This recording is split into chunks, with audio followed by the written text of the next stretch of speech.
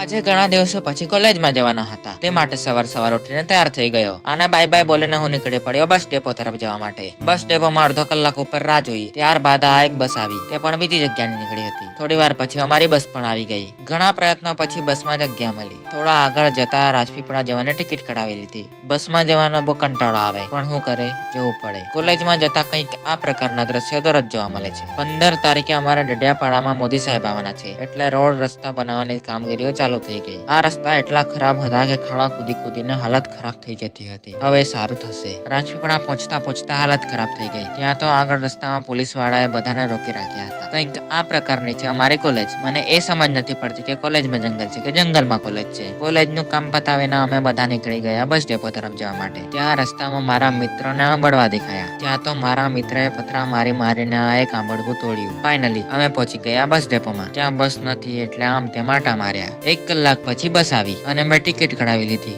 પહોંચતા તો મારી હાલત કંઈક આ પ્રકારની થઈ ગઈ હતી. ત્યારબાદ હું પહોંચી ગયો ડેડિયાપાડા. આ એ જગ્યા છે જ્યાં મોદી સાહેબ ઉતરવાના છે. 2 કલાક બસમાં વિતાવ્યા પછી હું ફાઇનલી પહોંચી ગયો ઘરે. તો હવે મળીએ બીજા વ્લોગમાં.